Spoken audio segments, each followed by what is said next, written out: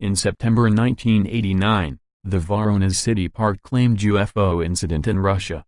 This particular episode involved a group of children playing innocently in the park during the daytime, when they describe a red circular, disc-like structure floating down from the sky and landing before them.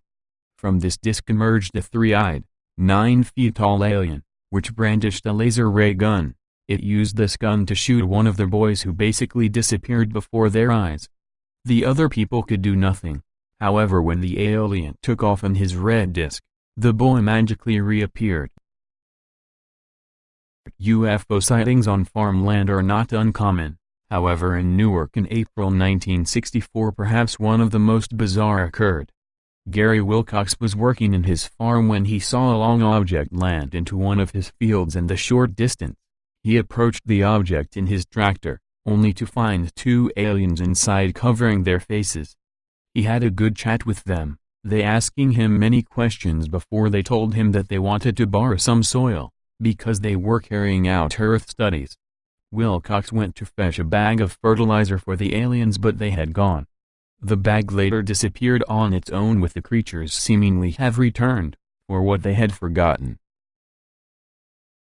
Perhaps one of the strangest occurrences happened in August 1971 in California, in Palos Verdes to be precise, by two locals, John Hudges and his friend Paul Rodriguez. The pair were driving home innocently when they came across what appeared to be two floating brains on the road ahead. They gingerly approached the brains on foot, only to run away a little later and continue their drive, feeling obviously shaken. When Hudges returned home a little later, the brain creatures had returned. He was abducted by them and taken to their leader, who turned out to be a much more conventional type of alien. Hudges was later released by the creature.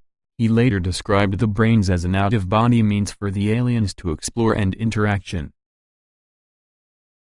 Cardiff has had its fair share of possible UFO sightings over the recent years, but perhaps none more strange than Keith Robbins' experience back in 1992.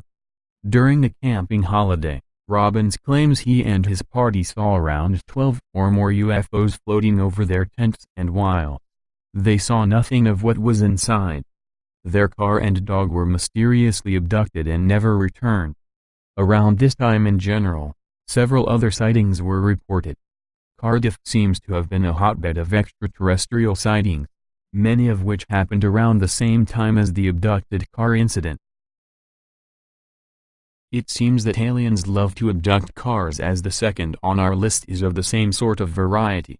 January 1977 saw the Lee Parrish incident, when he claims during a long drive home his car was lifted into the sky by a strange beam of light. These types of UFO sightings are thought to be common in our mind when we picture what we expect an abduction to be like, but the strangest difference is that Parrish describes being communicated with by three rectangle shapes with one long arm each, before his memories blur and he was automatically returned back to his car. All in all, he was missing for just over half an hour, with no real recollection of how he returned back there after the interrogation. One of the rectangle creatures touched him at one point, and he describes feeling a cold, shock sensation,